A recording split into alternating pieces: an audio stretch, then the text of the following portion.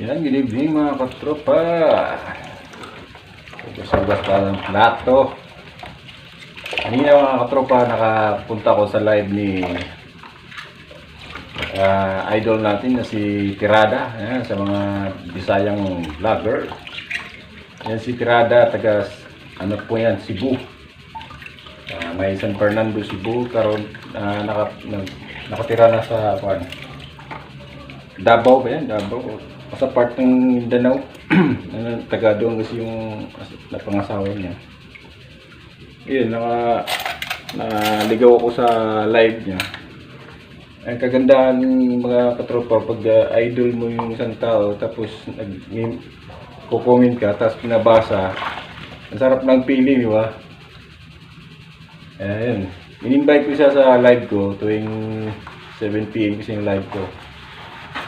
Sabi niya, titingnan niya kung makakaroon siya. Kasi Dol, basin may time ka every 7 PM ako ang live Il Mundo. Okay, Dol? 7 PM. Okay na, naman ko mag-live po sa mga 8 man ko. 7 og 8 man ko, 7 kapin, o late, depende lang sa magkapanihapon og sayo. Kay ikaw man naman kung panihapon mo arangkada. kasi ang live niya minsan 8 plus na. Sarap ng feeling mga ako. Nakita ko kanina sila doon si Coadmin Belen, Gratis Pasculado, si Bisorbing, Imperial Pelisario. Nakita ko nag-watching lang. Siguro kikinig.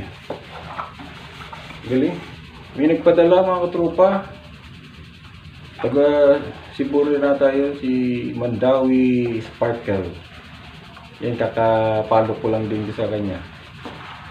Pinadala si Tirada ng 1K star. Inaano nga ni yun.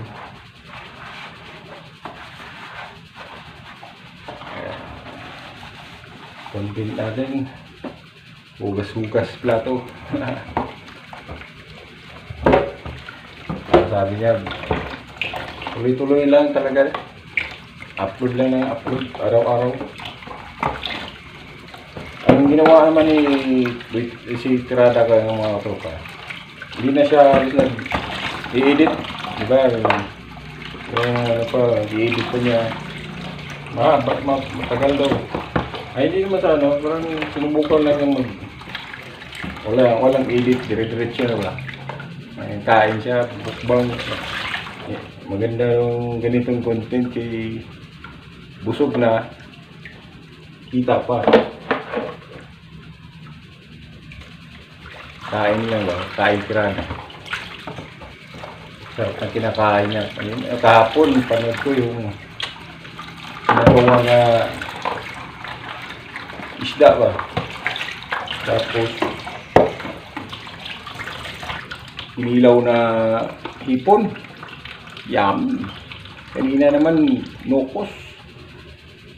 Puro yung pusit na malaki. Saka isdang danggit.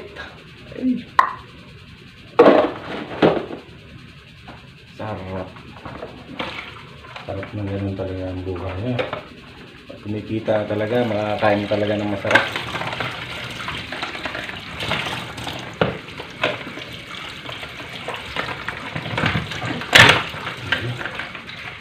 Ayan, thanks for watching mga katropa. Magka 4 minutes ng ating video.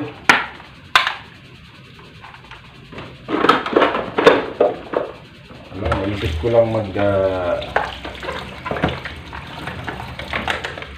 isip ko lang ba kwento na rin ba yung experience ko sa live ng ating idol, diba? Sarap talaga ang feelings. Alright, thanks for watching.